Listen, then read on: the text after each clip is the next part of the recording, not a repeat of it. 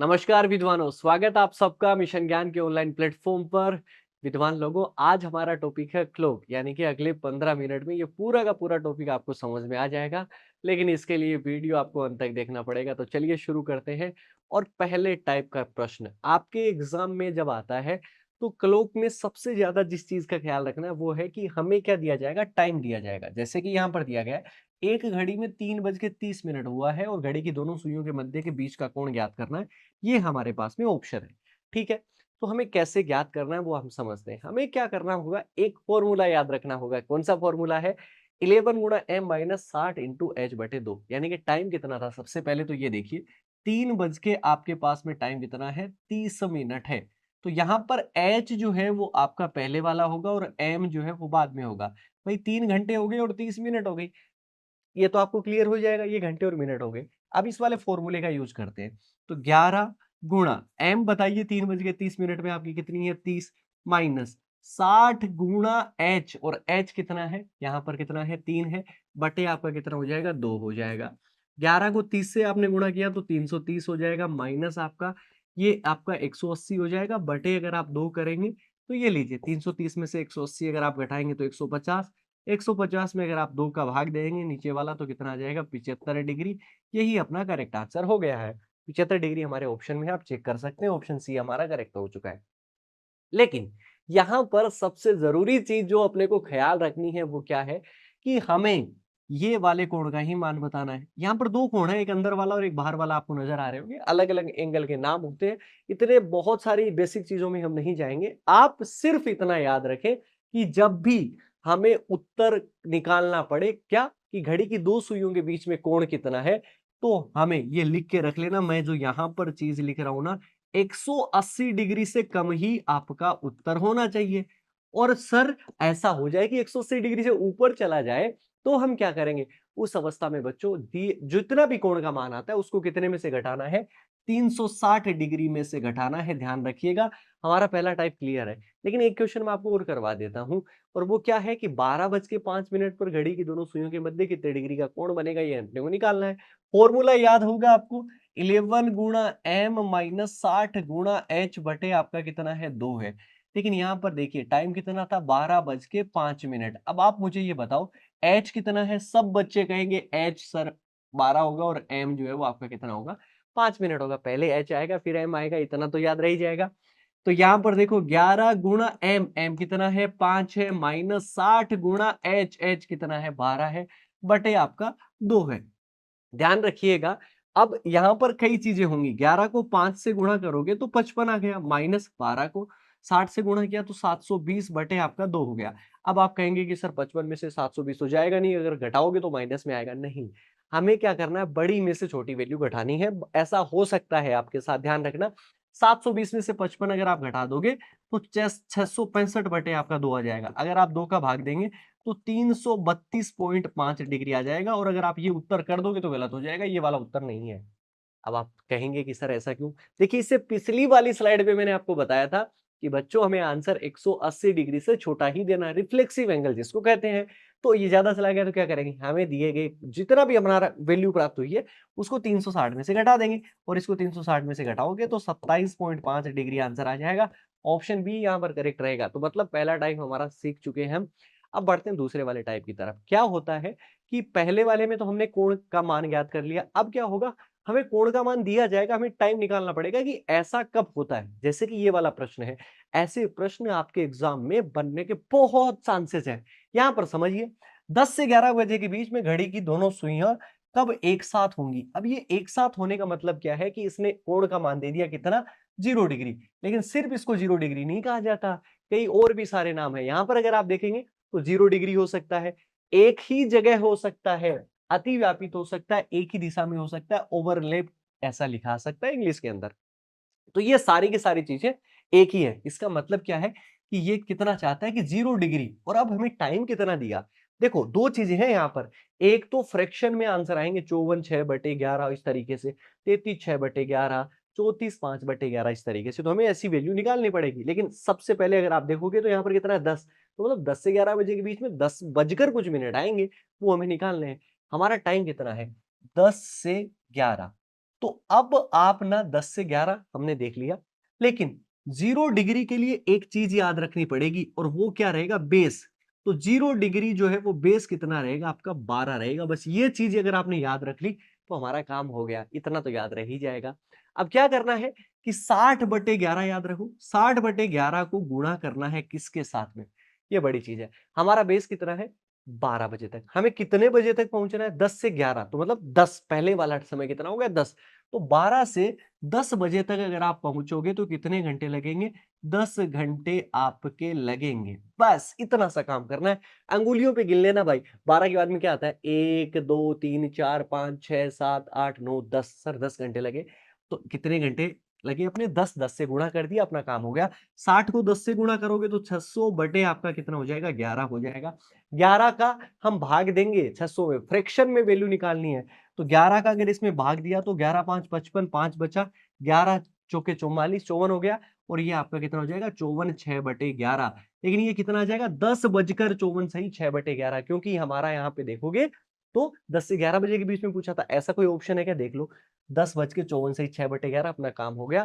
तो 0 डिग्री में बेस याद रखना है 12। आगे चलते हैं, नया सवाल अगर इस तरीके से आए कि विपरीत कब होंगी। अब विपरीत होने का मतलब कितना होता है, यहाँ पर 180 डिग्री। क्वेश्चन मैंने केवल वही रखा है, 10 से 11 ही रखा है, लेकिन अब 10 से 11 में विपरीत पूछ रहा है। लेकिन सिर्फ विपरीत नहीं, कई बार 180 डिग्री सीधा दे देगा, विपरीत नाम दे सकता है, एक सीधी रेखा में दे सकता है। स्ट्रेट लाइन में आपका 180 डिग्री बनता है, ऑपोजिट या इन स्ट्रेट लाइन एक ही बात है। ये तो इसका इंग्लिश वर्जन हो गया। इसका मतलब हमें 180 डिग्री निकालना है, लेकिन 10 से 11 बजे के बीच में निकालना है। वहां पर 0 डिग्री में हमारा बेस था 12, लेकिन 180 डिग्री में चेंज हो जाता है फिलहाल लोगों, और वो आपका बेस जो है वो आपका कितना रह जाता है, यहाँ पर 6 रह जाता है। तो देखिए 60 बटे आपका 11 हो गया, लेकिन बेस कितना है, 6। तो 6 से कितने बजे तक पहुंचेंगे, 10 बजे तक। कितने घंटे लगेंगे, सबको पता है। 6 से 10 गिनो तो सही, कितने घंटे लगते हैं, 4 घंटे लगे हैं। तो 4 से गुणा कर दो। 4 से हमने गुणा किया तो 60 को 4 से गुणा करने पे 240 बटे आपका कितना हो गया, 11। 11 दूनी आपका 22, 11 एकम आपका 2 बचा, तो 11 एकम 11, 21 9/11 हमारा उत्तर हो गया। लेकिन ये 10 बज के 21 सही, 9/11 जहां पर विपरीत होंगे। 21 9/11 किसमें आ रहा है, ऑप्शन बी में। हमारा आंसर करेक्ट हो गया।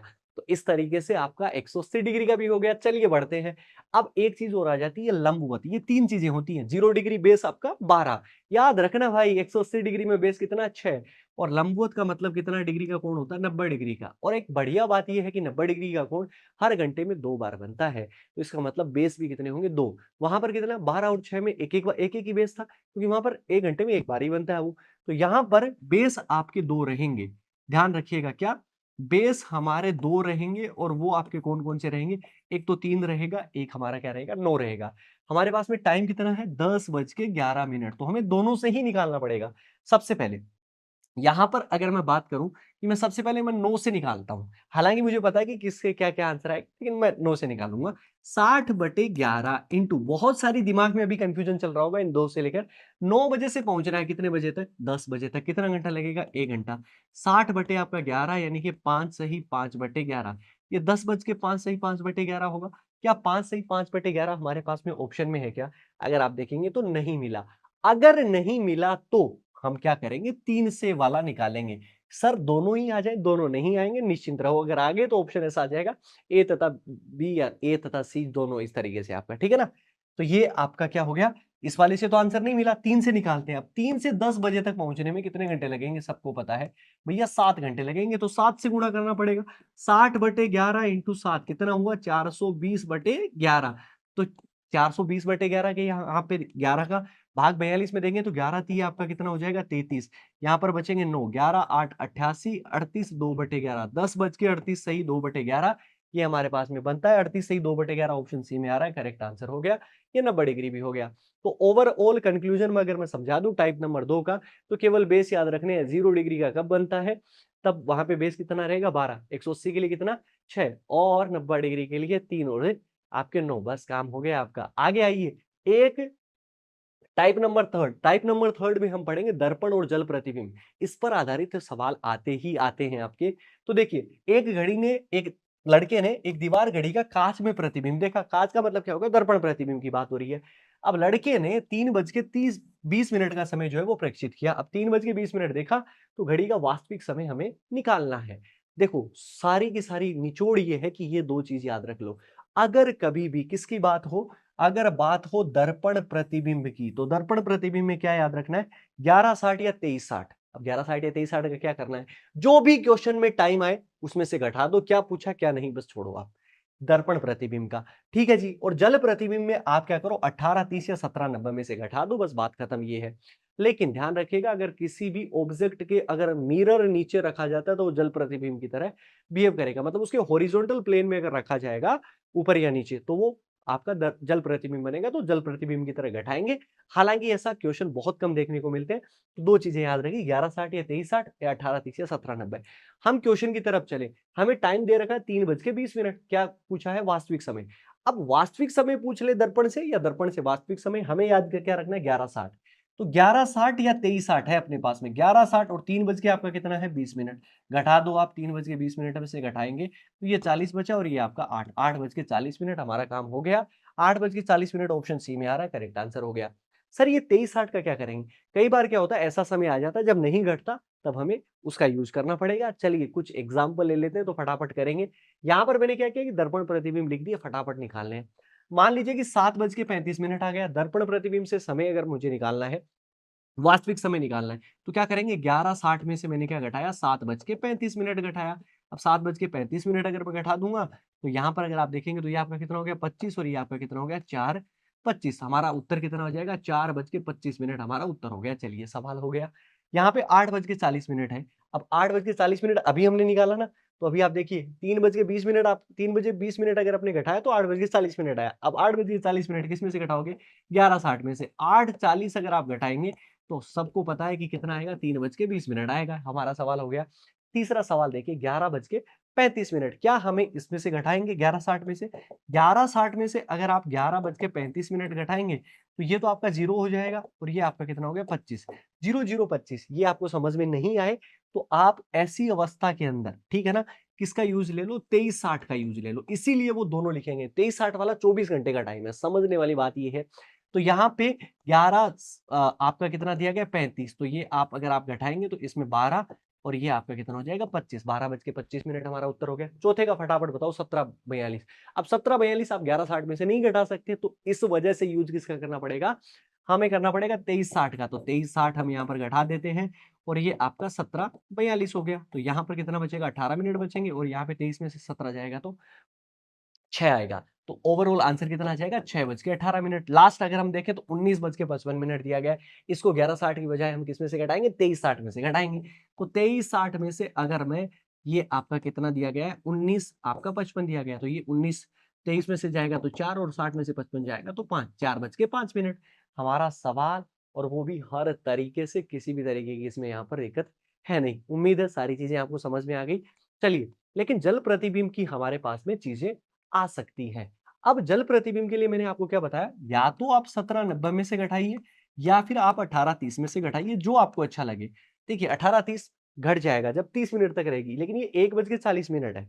अब 1:40 18:30 में से नहीं घटेगा, ध्यान रखिए। क्यों? क्योंकि 30 में से 40 मिनट नहीं घटेगा, तो किसका यूज कर लो आप, 17:90 का। ठीक है ना, तो इसको 17:90 में से आपका 1:40 हमें घटाना है, तो ये आपका कितना बचेगा, 50। और ये आपका 17 में से 1 जाएगा तो कितना बचा, 16। 16:50 हमें उत्तर नहीं करना है।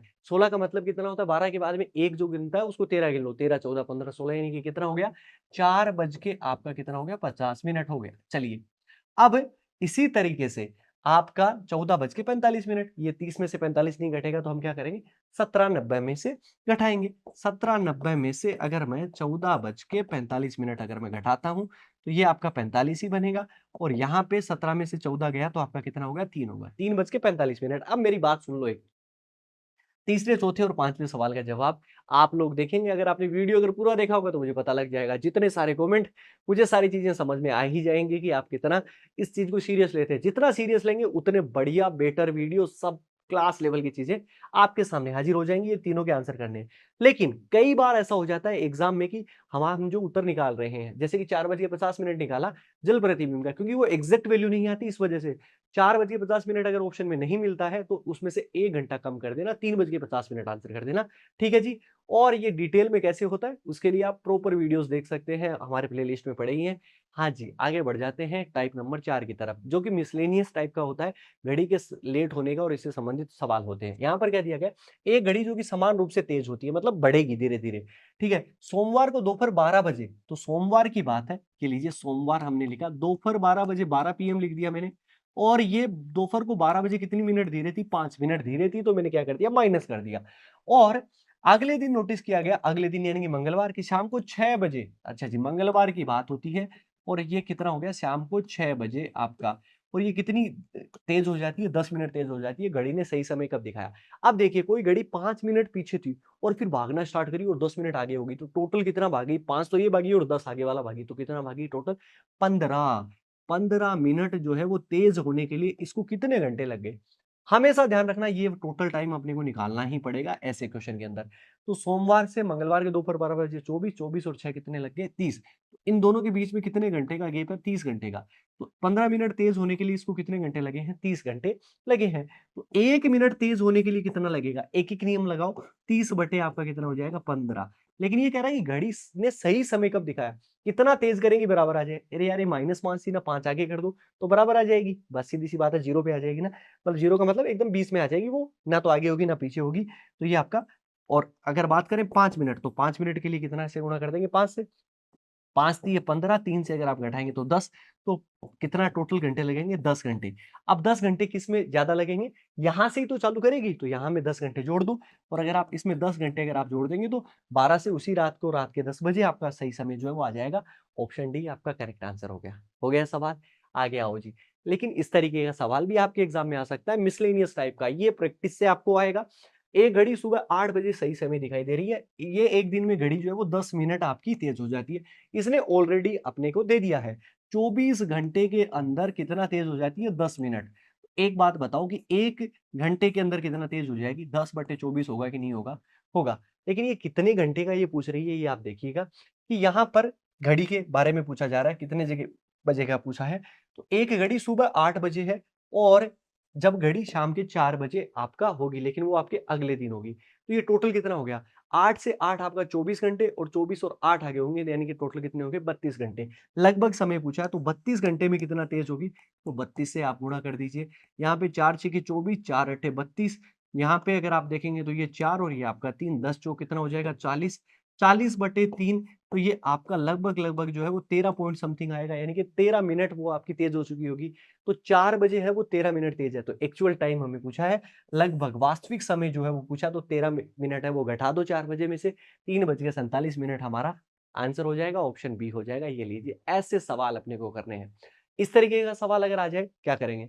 10 बजे घड़ी की दोनों सुइयों के मध्य 60 डिग्री का कोण दे रखा है।